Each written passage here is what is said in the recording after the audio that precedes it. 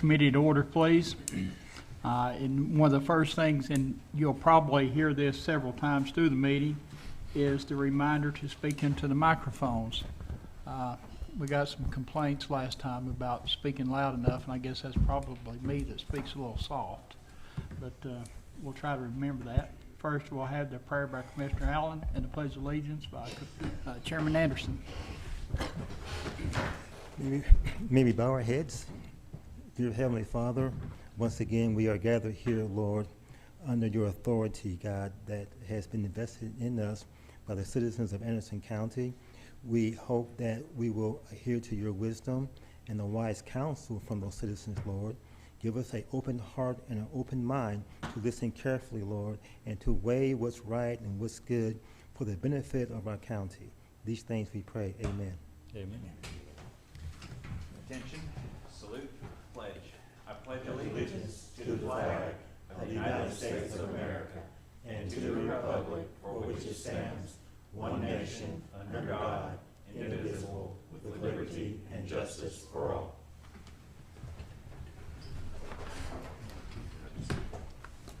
Thank you. Next, we'll have the approval of the agenda. Is there any changes? Motion to approve the agenda. Okay. Second. Look, is it okay if we move the Anderson County Government 2024 holiday schedule up to number 5 while Kim's here? Of course, you don't really need to speak on it but anyway, just in case there's a question. I'll move to approve that. I think it's, I see that it's there. Move it from 9 to something higher, is that what you're saying? Well, just blend it in with 5. I see you're at, Oh, on okay. 5 and on 9. Yeah. 5 and Oh, 9. okay. Just blend those two together. Okay. Just strike 9. Yeah. Yeah. Second.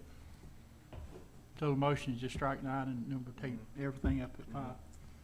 Any discussion? All in favor? Aye. Is there any other changes to the agenda? Motion to approve as amended. So moved. Motion second. All in favor? Aye. Motion passes. Do we have an appearance of citizens? Any in the hallway? Seeing none present, we'll move on. Ms. Whitaker, would you like to come forward?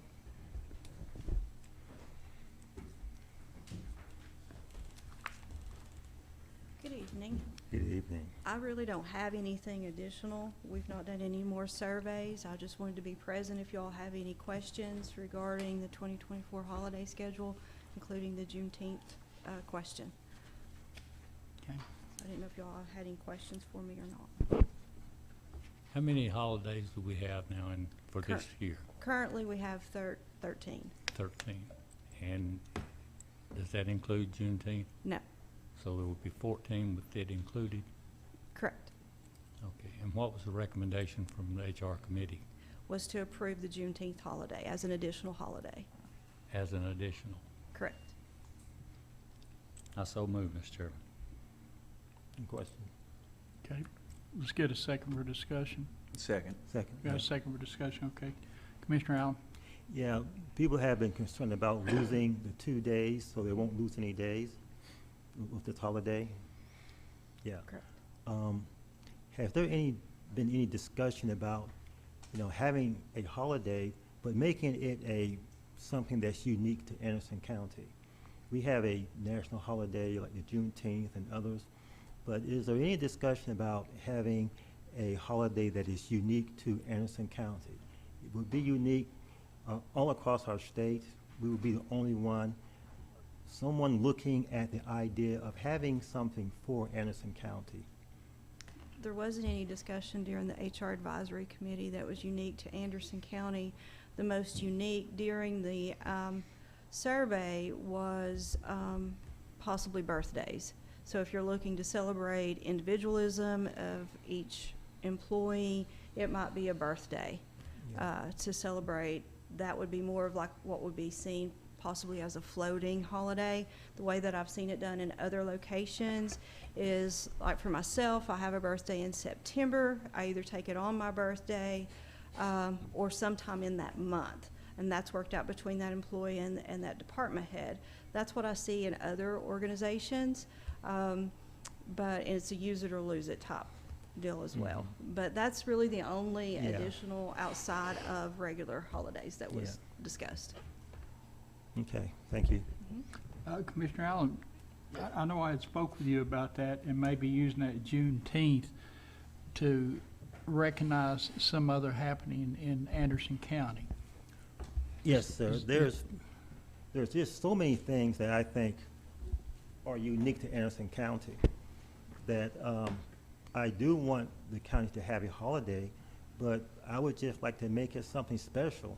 Well, You you know. know, when we'd spoke, and, you know, if you could intertwine that with the Clinton 12 and then the Scarborough 80. yeah, from Oak Ridge. Well, yeah.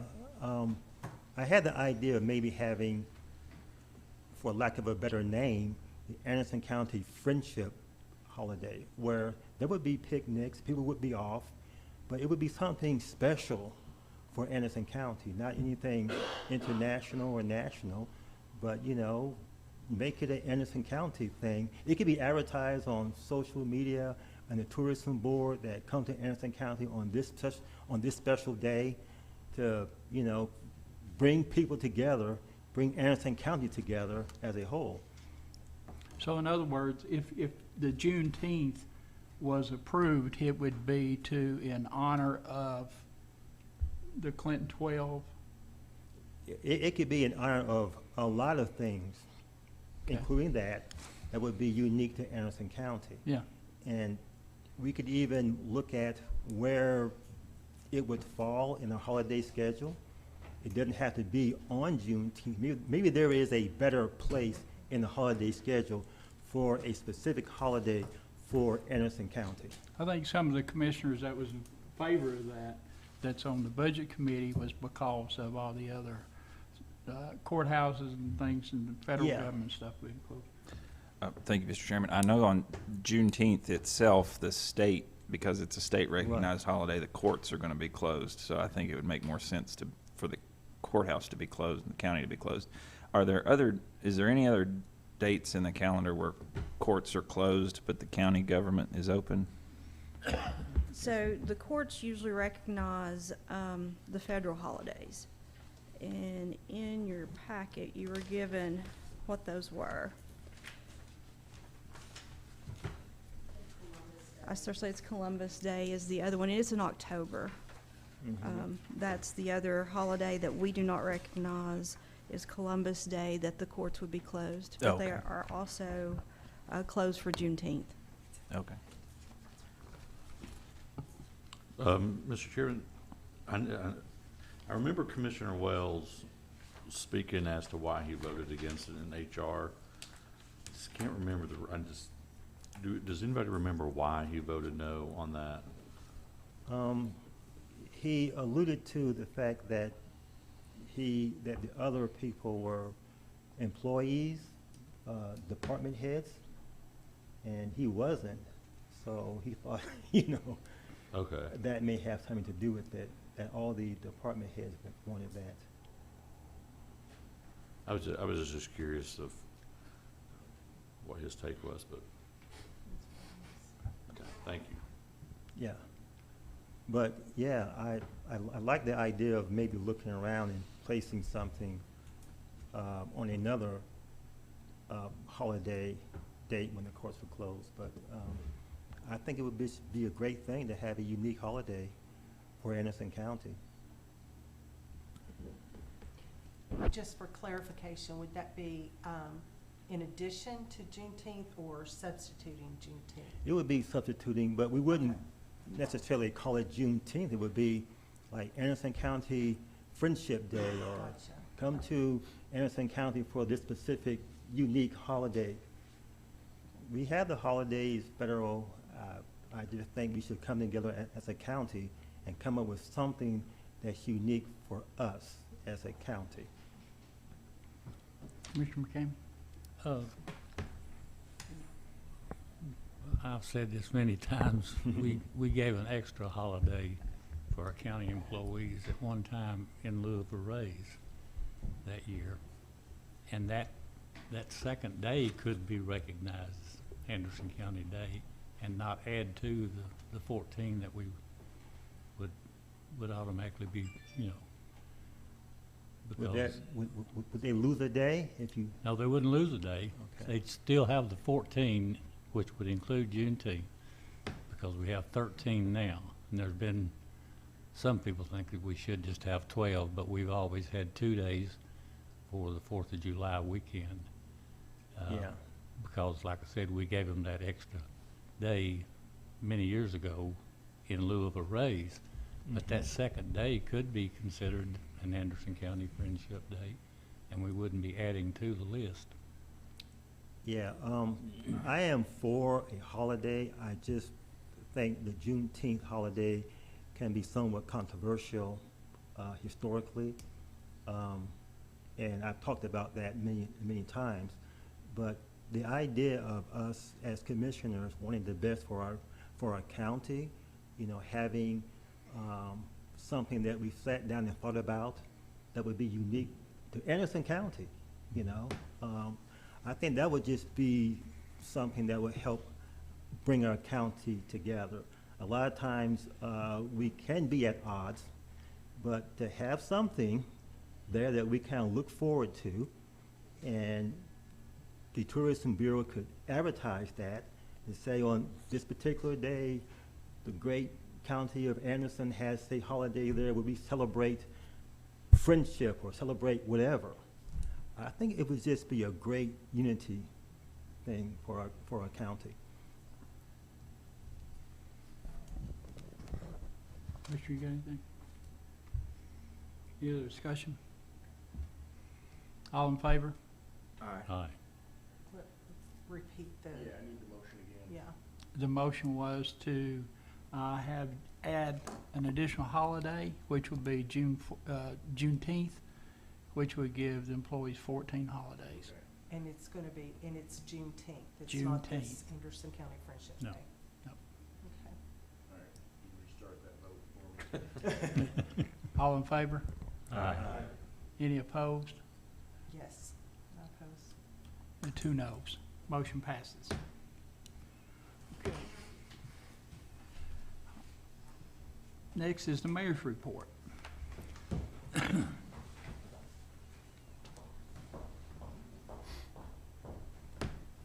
Thank you, Commissioners. The first item on my agenda is just a housekeeping request. I met with Sheriff Barker about this. He is supportive of this action. Anderson County long ago authorized Resolution 12-321. This created the Alternatives to Incarceration Committee, and also then modified that under Resolution 1306, and I don't think the clerk's office ever got that number put in there. But now, since that time, Alternatives to Incarceration has been firmly, as I know in the agenda packet, firmly, successfully, soundly established under the Sheriff's Department. And now the state of Tennessee has moved towards a new jail accreditation process that incentivizes, I know you all are aware that the Anderson County Jail is one of the first in the state to receive this new designation that now allows us to get greater reimbursement per diem for the housing of inmates for this programming. It has a very similar committee.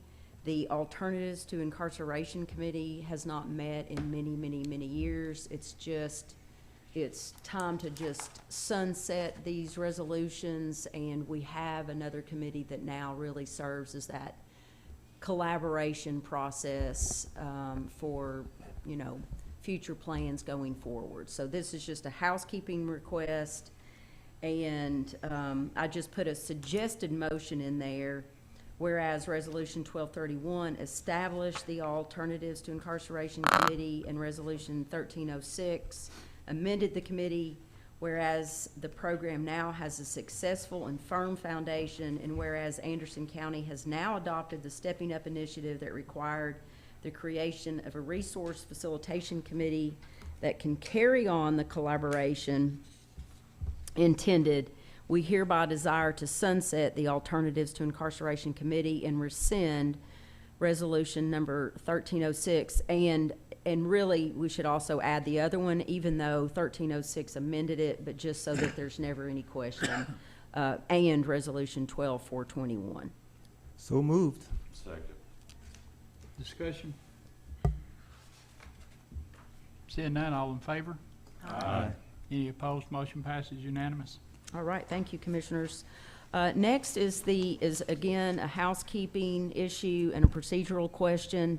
Bylaws of the Anderson County Tourism Council note that the county mayor sits on the Tourism Council. It is my belief that this structure violates the doctrine of incompatible offices, as it is my belief that the county mayor is the proper appointing authority for boards and committees with a confirmation by the Board of Commissioners, unless otherwise provided by general law or a special or private act.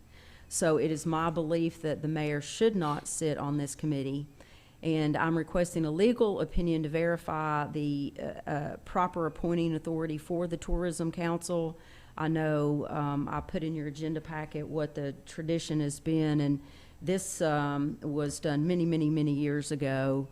But basically, Tourism Council itself kind of looks for and recommends members. Some are actually set up under a resolution, but the confirmation comes to commission. So I'm just requesting a legal opinion. And lastly, one of the sections references a reporting structure that notes the council board of directors has the authority to screen and recommend the hiring and termination of the executive director to the county commission for approval. And, you know, I haven't stayed in a Holiday Inn Express. I'm not an attorney. That's Jay's job. But I can locate no statute for such a reporting structure for this department. So I'm also requesting a legal opinion in this regard to ensure proper actions and then also my duties as mayor. So I'm just requesting a motion for commission to join me in a request for clarifying legal opinion. So To approve the request. I'll second that. We got a motion and a second. Discussion? Seeing none, all in favor? Aye. Any opposed? Motion passes. Okay, the next item on the agenda is just a topic for, if you'll note in there that I recognize this is quite a lot to put on the committee, so I'm thinking, you know, what I'm bringing to your attention be allowed to sit for 30 or 60 days and then return to this committee for possible action. What I'm requesting is that following updates to state law regarding conflict of interest, and specifically I'm referencing Public Chapter 472 that was updated in the year 2021. I'm suggesting that Anderson County adopt the updated CTAS model ethics policy, and upon passage, authorize the county mayor to notify the State Ethics Commission in writing with copies to the chairman of commission, the law director, and the county clerk that the county has adopted the updated model policy. This is, again, another committee where the mayor sits on the committee, but like the tourism question above, it is my belief that this structure violates the doctrine of incompatible offices, as the mayor is the proper appointing authority for boards and committees with confirmation by the Board of Commissioners, again, unless otherwise provided for by general law or special or private act. So I just wanted to put this in front of you. I know in the past, the Ethics Committee has met, and many of the members on that committee also don't believe that they need to be sitting on there. A lot of them are the fee officials, and I think there was an effort to even just completely dissolve the committee, but there seemed to be a little bit of, well, maybe that's not the wisest thing. So I'm just asking for you all to take a look at it. I put the information in your packet, and maybe a compromise is just to do the CTAS model policy. So I'm just bringing that forward tonight just to lay in front of you and then return to that later. The next item, and I put on your desks the concept design from the Veterans Bridge. This has been a desire of the Veterans Committee. Commissioner Wandell, I believe, made the motion back, it's been a year and a half or maybe even 2 years ago, to work on the installation of a flagpole on Veterans Bridge. So we've gone through a very long process.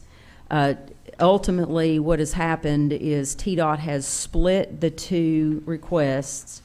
We had a landscaping flagpole project, and they will allow the landscaping, and they will allow us to do a low-profile monument, but they will not, ultimately, they've landed on, they will not allow a flagpole in the median. So, and I did make the argument that I do know there are some rights-of-way and medians that have them, but apparently they've not been approved, and I guess it's something where TDOT's not going to go rip them down, but I'm not suggesting that we do anything illegal against TDOT's request. So one of the ideas discussed with TDOT officials is they noted that TWRA has property adjacent to Veterans Bridge, and in fact, we have an agreement with TWRA to maintain that ramp. And so I'm requesting authorization from Commission for me to reach out to TWRA. We've already done a lot of groundwork on the flagpole itself, so there shouldn't be any additional work done there. But for me to reach out to TWRA and see if we could not locate the flagpole there. If you'd be willing to make that motion. So move, Mr. Chairman. Second. I'll second. Got a motion and a second. Any discussion on that? All in favor? Aye. Motion passes unanimous. Mayor, one thing that I've noticed, and is pretty catchy, is in Roane County and Campbell County, you'll see pictures or flags of veterans alongside the highway. You know, I like to see that maybe, Yes. you know, especially in our municipalities. Well, and kind of a little note, Catherine Burbeck with, she's the Downtown Clinton Pearl Foundation, I think. Historic, yes. So, she was looking to bring the National Guard, I apologize sincerely for not remembering their title.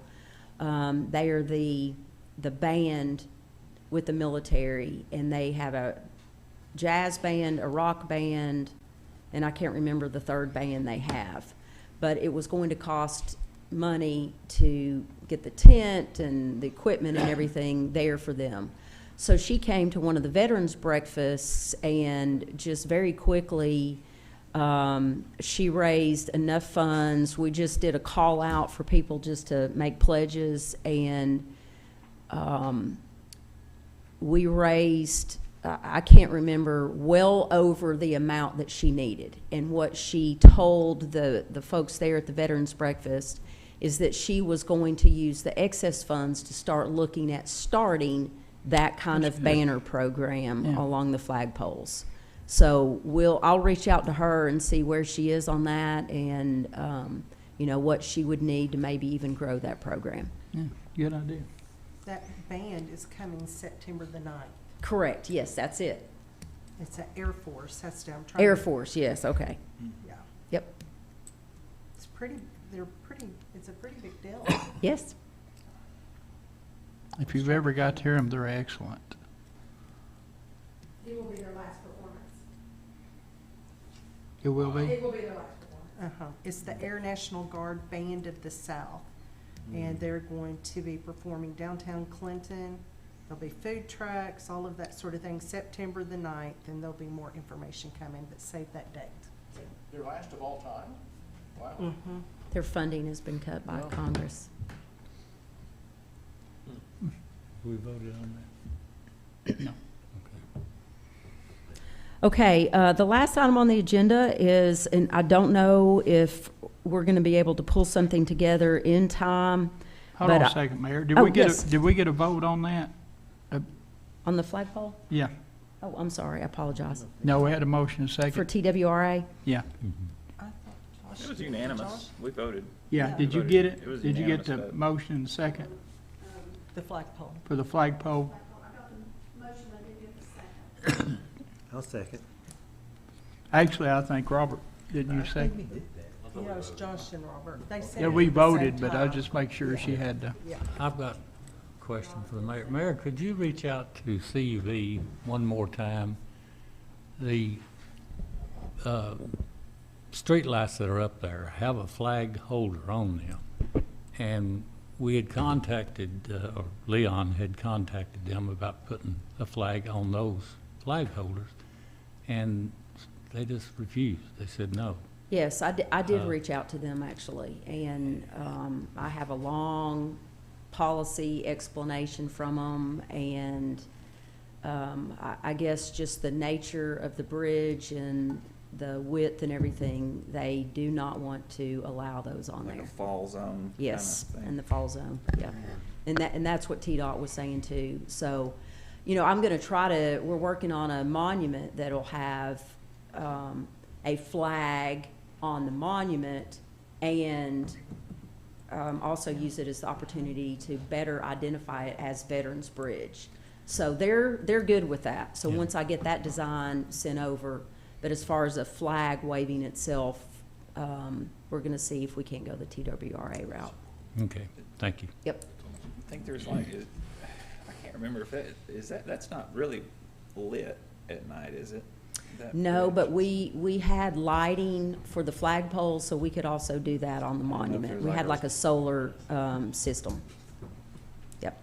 And it'll actually be a lot safer because while their reasons are about fall zone and being in the median, there are a whole bunch of hoops that we have to go through for having a safety plan for, you know, you have to have it fully documented, how you're gonna go out, lower the flag, who's gonna maintain it, all of those things. So it would probably be a little bit easier from a safety standpoint if we are able to locate it on that TWRA land.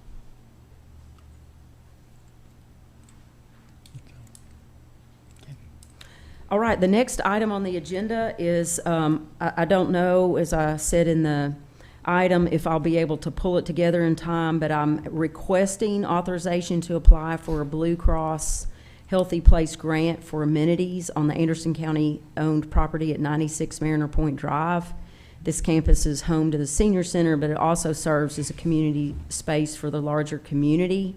There is a zero match grant requirement, and then I put this on your desk. This is a, based on input from the seniors, this is a concept plan for some amenities at the senior center. There are a lot of folks in the community that come and actually use that property, from youth to seniors. People bring their dogs there.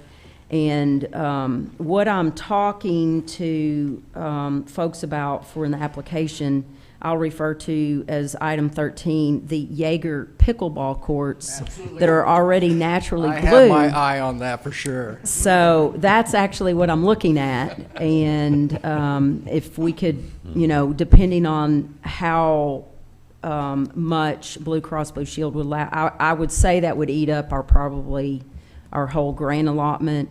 So I'm starting there, and then also if there's room, then adding some of the other amenities there. So, I So do have moving. a comment on the Jaeger Yes. pickleball facility, since I lost my building. There are 0 dedicated pickleball courts in the county. really? Yes. There are dozens, if not 100, tennis courts. Okay. And soccer fields. I've never seen him so passionate.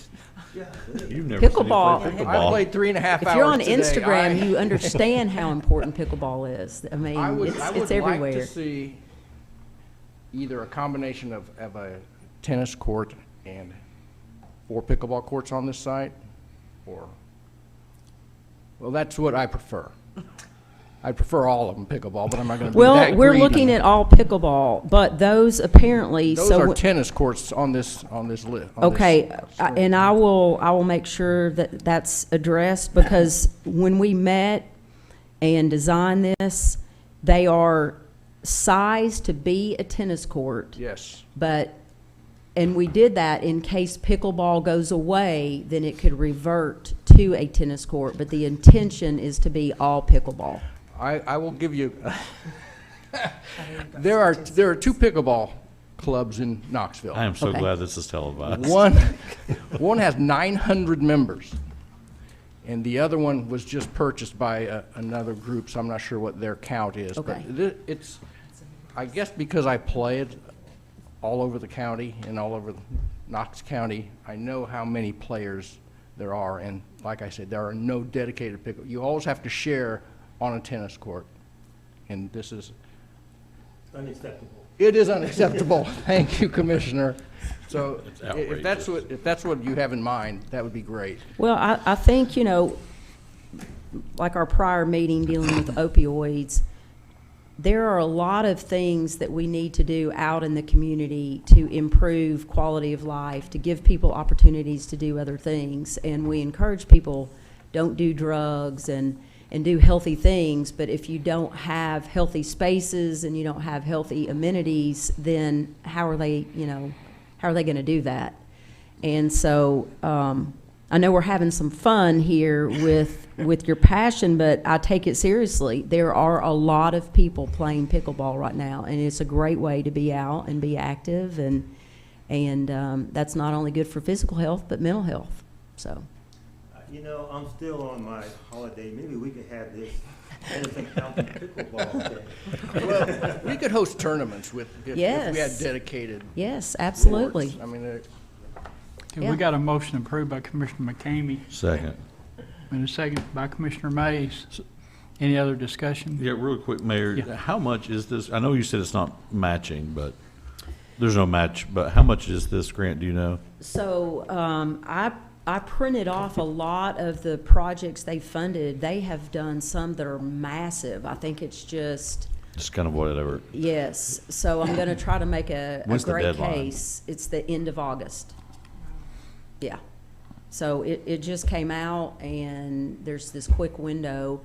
And a lot of times, so we did this maybe a year ago, and unless there's just funding that's sitting there, I will kind of use something like this as, we know we've got the senior input, we had meetings with them, and then we'll kind of sit and wait for a grant like this, and then hopefully we're able to seize on it, so. What, and this is probably a better question for John, I'm sure, but based on the current grants that we're writing,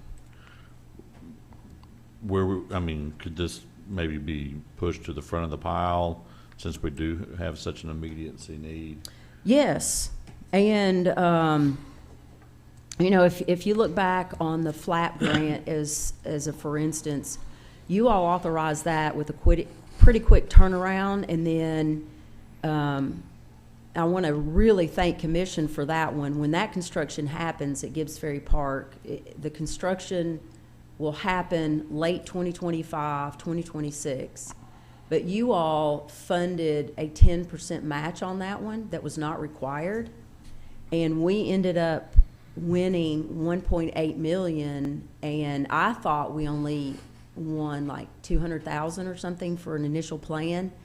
And then they said, no, you got everything. You got 1.8 something because you didn't have to, and you all funded 10%.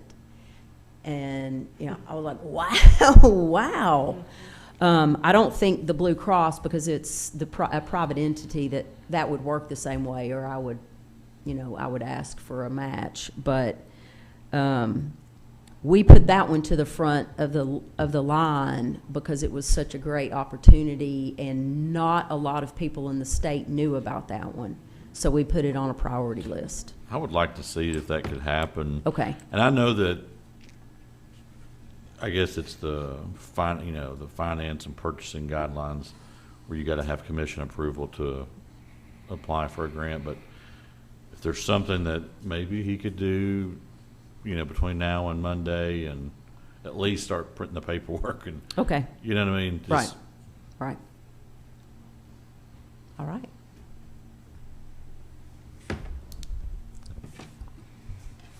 Okay, we had a motion and a second.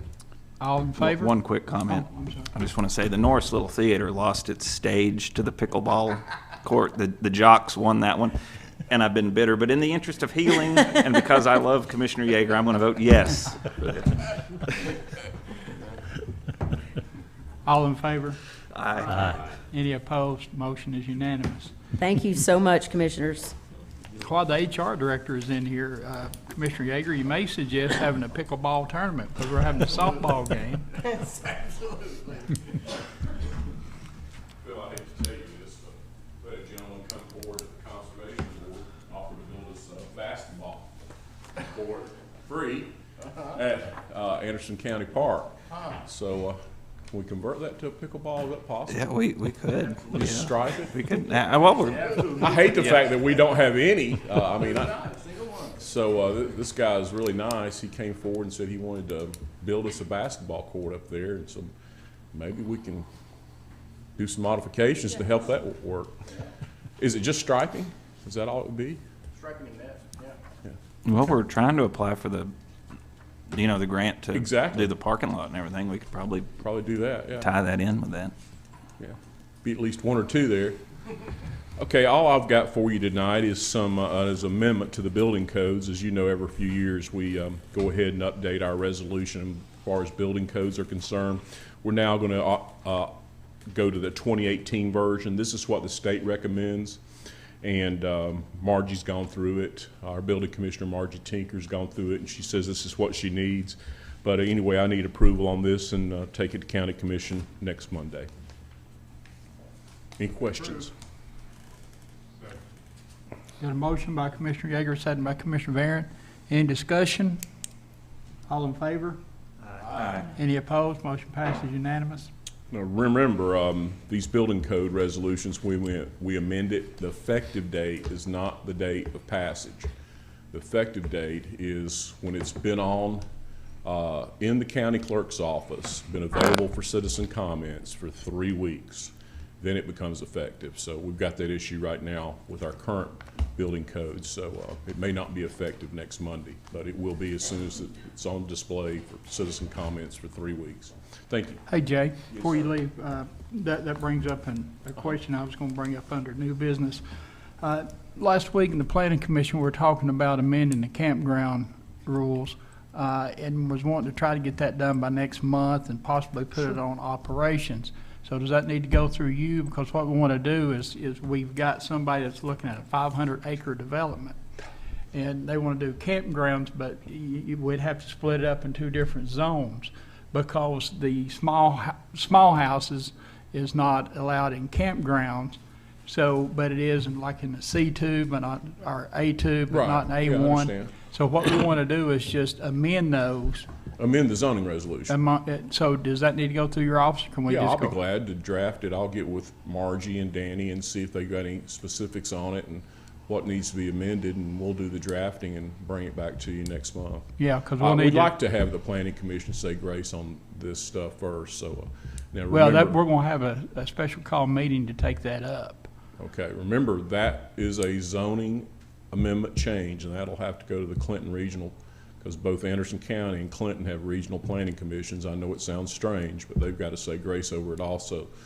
But we've never had a problem there. But, Okay. that's just a necessary step, is to have the Clinton Planning Commission take a look at it. But Joe is good with catching those, and he also advises the Clinton Planning does. Commission. Yeah, But I'll be glad to help you with that. I'll just get with Margie and Danny. Do they know the specifics? Danny does, Okay, yes. I'll be glad to. Thank you, Yeah, sir. Danny and Anything Joe. else? And Ned, All right, thank you. thank you. Tourism Director.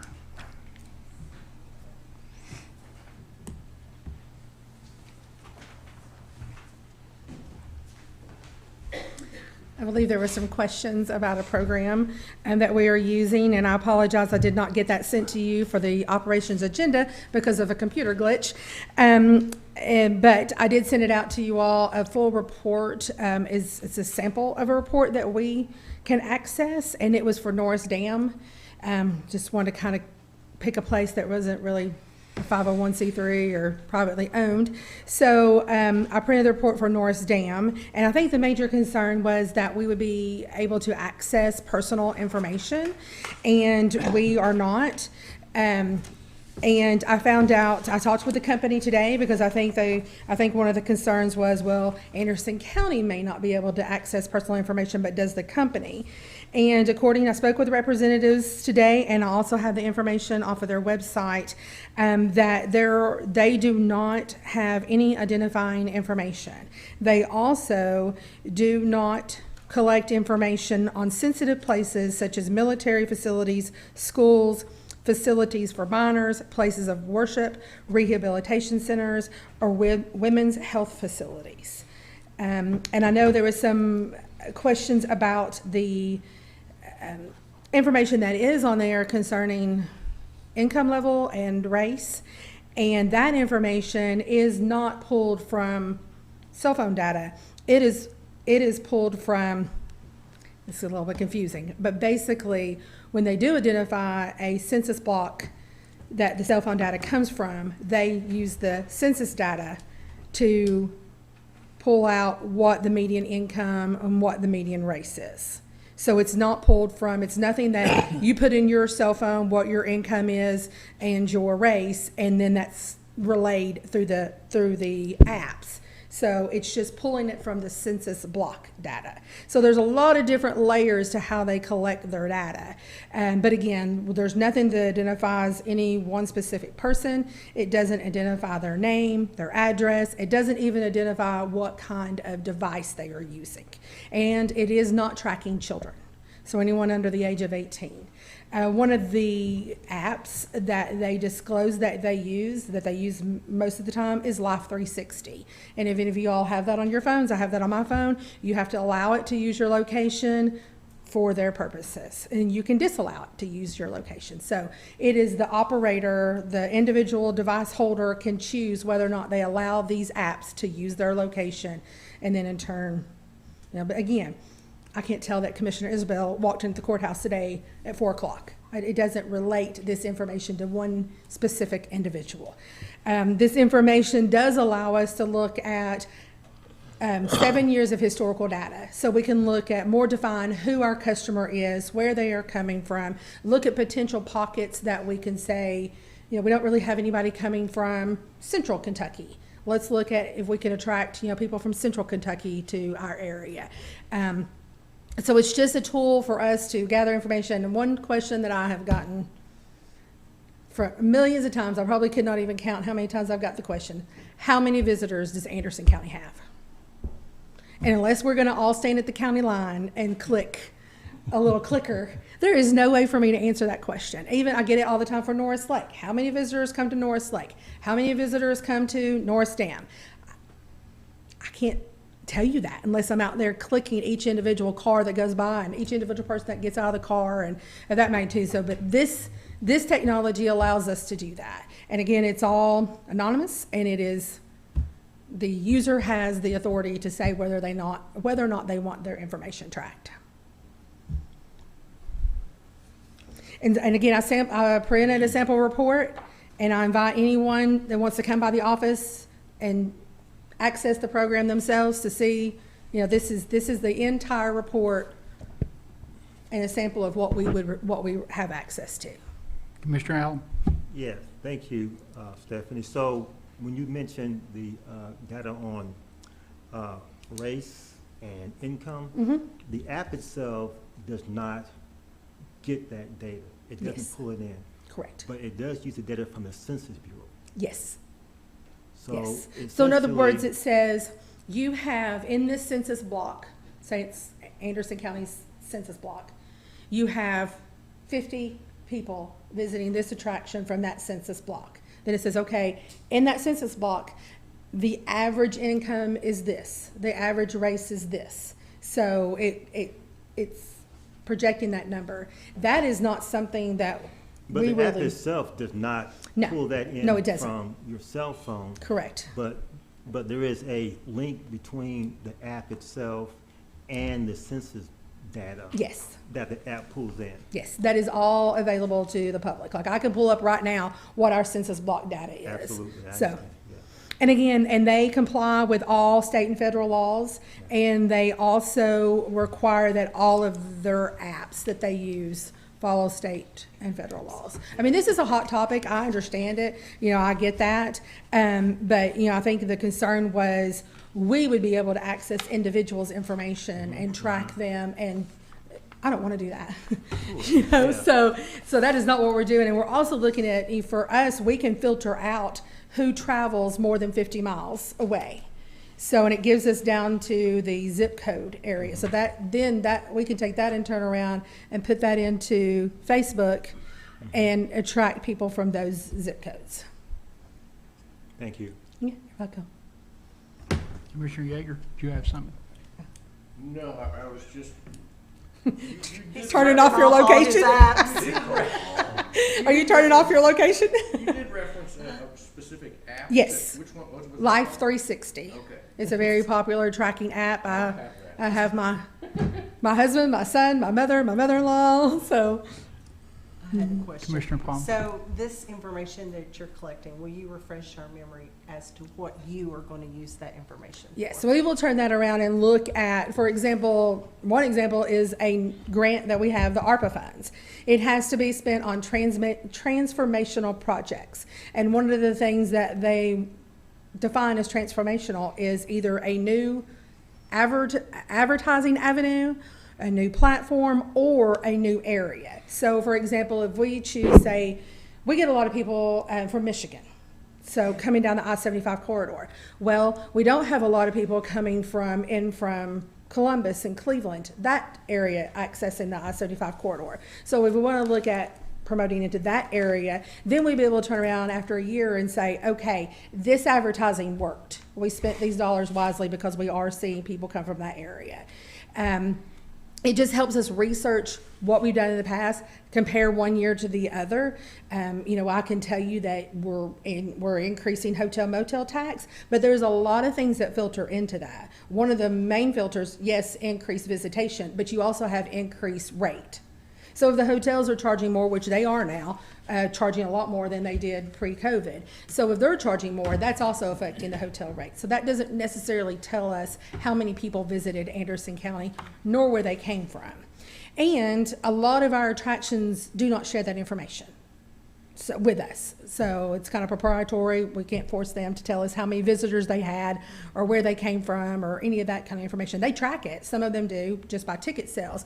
But we've never had access to that kind of information like we are able to with this program. So when we can pull up the whole entire county. We can break it down internally by zip code. We can break it down by city, and we can look at a specific attraction. And we can do a geographic area. For example, today we worked on drawing a polygon around Hall Ridge to see how many people are accessing and using Hall Ridge. And it can also be used, for example, in grant writing and other avenues of saying, okay, this is how much this area, how much visitation it has and use that it has. So, but we will use it for mainly marketing the 4 steps of marketing: research, plan, implement, and review. So 2 of those steps are going to help, and 3 of them, because you're going to be able to do the research on the front end, you're going to be able to use it to create your plan, and then you're going to evaluate your plan to see if it worked. And this is going to help in all 3 of those steps. Okay. Thank you. You're welcome. You got anything? No, I'm much happier now that Good. you Good. explained that. Yes. How they get their data, particularly on like And income and race and things like that, you know? Because, I mean, these, just because you're not accessing it, Right. they're accessing it, obviously, from somewhere. Well, But since it's not coming from the tracking data itself directly, then I feel much better about it. okay. Well, and according to their website and their representatives, they do not even get names, addresses, device information from the apps. So they don't even have access to to that specific information. So, and I will forward you all this link. It's called their Trust Center. So I will forward that, and it goes into a lot more detail about what they do and don't do. I got a question. Sure. You said that it doesn't track anyone under age 18? Correct. Well, then how do you know that these parents are bringing 5 kids? You don't. We're not tracking, I mean, they're getting there somehow. So we know that their parents are coming. We know that, Yeah, where but we they. don't know how many children are Right, coming. So right. to me, Exactly. that's, not And an we did, accurate I mean, we count. ran into this situation with an event that is really geared towards children. But for me, it's an increase. Did we see an increase? If we're holding an event year after year after year, are we seeing an increase in visitation, percentage-wise? I'm a lot more interested in percentage increases versus 3,000 people versus 4,000 people. Commissioner Mays? Yeah, it reminded me, I know you said it, you used the Michigan analogy. And the Columbus and other, so when they get down here, tell me again how you know that they're from Michigan? And where are they at, like what are they doing? For you to be like, oh, somebody. Yes, it tracks their starting point versus their end point. And it also, if you look at the report, it tells you where they stopped. And then they have to spend a certain amount of time there. It tells you how long they were there before and how long and where they went after. So if you look at the report, it's just a matter of how much time you spend there. So for example, most of the people stop at Buc-ee's in Kentucky before they get here. So that was, and it also tells you where they frequent. So that would also help us to say, okay. Be curious, and Yes. this is not being facetious at all. No. But there's no secret that a big portion of the drug trade runs 75 from Michigan. Huge. But I mean, it's Oak Ridge sometimes in the drug world's been called Little Detroit. I was just curious if that ever gets taken into consideration of, are we coming down here to ride on the jet skis, or are we coming down here to sling dope? I'm just curious. Right. Well, and it does look at frequency and pulls out, how many people visited more than once, that kind of thing too. Gotcha. So. Commissioner Palmer? So looking on through this report, it looks like that they pull other census data, such as like persons per household. So that's probably how they know they've got They can 5 look at- kids. And then it has all these other like housing units, and so is this strictly used just for tourism? No, Or is it used no, it's also for- used for retail. But is it used for like recruiting people to come live, or like our population growing? I mean, or what am I trying to say here? And I will be honest with you, it gives us a lot more data than I will ever use. Like the number of mobile home units and single housing and double housing and, multiple housing.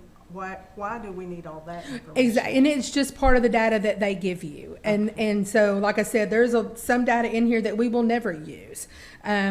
We have a desirable demographic. And as far as age, we know that typically we're a good destination for families and baby boomers, but we're not going to not advertise to the millennials.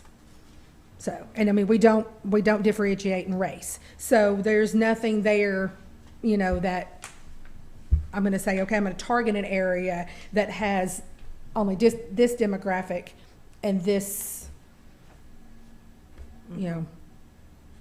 race or ethnicity or level of income, or only look at people that have certain housing. We're not breaking it down to where we advertise for that level. How many pickleball players? Yes, yes. Well, it even reports crime data, how many incidents of shooting, assault, robbery, burglary, theft, vandalism. And a lot of this, and they are moving more into tourism. There's some platforms that are coming out that are going to break down tourism just a little bit more. But this started off for retail recruitment. So it will be, accessible for our retail recruiters also to look at, a certain area, what they're interested in, where people are visiting before and visiting after. I mean, there's can't remember what the program is called, that the chambers use. I can't remember the name of it at this point, but it tells you leakage. Basically, you know, what are people going to the next county to buy? And I think with Anderson County, it's furniture. Number one is what usually people go outside of our area to purchase, is furniture. And so the chamber is able to turn that around and go to a furniture store and say, we have a lot of leakage. You could come here and open a furniture store and you know, that could partner with some of this data to say, okay, in front of this area, you're gonna have X amount of people cross this area a day. Because it does pull in everybody. And it does take out, though, if you work there. If you're visiting that place every day, it takes you out. What do you anticipate, I'm sorry, are you done? Well, go ahead. No, you go.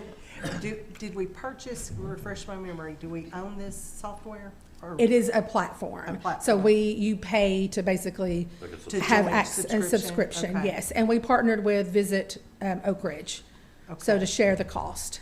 And that cost is, again? Believe, total, I can't remember the total. We contributed 10,000. 22, was 22 the? Was it 22,000? So, If I remember correctly. And you did, and we did what? we contributed 10. 10, okay. Thank you again. You're welcome. Last question. What do you think the Aspire Park will do, what do you think it'll do for tourism? I think it's going to increase it. I think it's going to be a top premier attraction for this county. So, and it's going to accent what we already have as far as mountain biking. So I can definitely see, and I know that they already have plans to do several events. And just, I mean, having a restaurant, having that access to the water, just all around, I think it's going to be a great asset for this county. Then you'll probably see development across the street. I was gonna say, Yeah. that's probably what's coming after that. I mean, over the last 10 years with the Windrock, just how much that area has grown. They have grown, but also other businesses have come alongside, and then the businesses in Rocky Top, I would say, are banking on ATV traffic. So I think it's great that you have somebody that invests in your community, and then it's just a ripple effect. Yeah, where we used to have so many vacant, those things are going away, the buildings in Rocky Top. And they're remodeling them. I mean, right Remodeling. now, they're opening a general store that they've taken a building that, It's pretty cool. yes, that was in really bad shape, and they're, you know, bringing it up to code, remodeling it. It's going to be a really nice asset too, and it's going to bring people all the way down through town. So, I mean, the coffee shop, and that was our hope when we opened the museum. So, that it was just going to be, you know, a seed that's planted. Commissioner Allen? Growth doesn't happen quickly. Yeah, so we could use, so this can be used to kind of show areas that maybe need to be looked at closely by the commission to say, here's an area that's lacking something. Sure. Like business, so we could use that like as a heat map to show Yes. areas Yes. that need to be worked on or looked Yes. at closely. It's a way to do traffic counts Yeah. without putting out that traffic. That's stripped out. Because we can pinpoint along the way and say, okay, this intersection has this much traffic. Yeah. So, and if you remember when during COVID, Governor Lee would announce that, okay, there's too many people moving around, this is what they were using. This kind of technology is what they were using to show that, you know, we've got this much movement across the state, this much movement within the community. So you can see the heat map, and you can limit it. You can compare it year to year, and you can pick certain time frames too. Yeah. For example, during rowing in Oak Ridge, we can see what the traffic is and where they went to. So Yeah. that's one of the things that, are they going out into the community and spending money? And we can show that through this data. Pretty cool. Anything else? Thank you very much for Thank the you. clarification. Any new business? Any old business? Seeing none, we'll call it adjourned. Thank you. Thank you.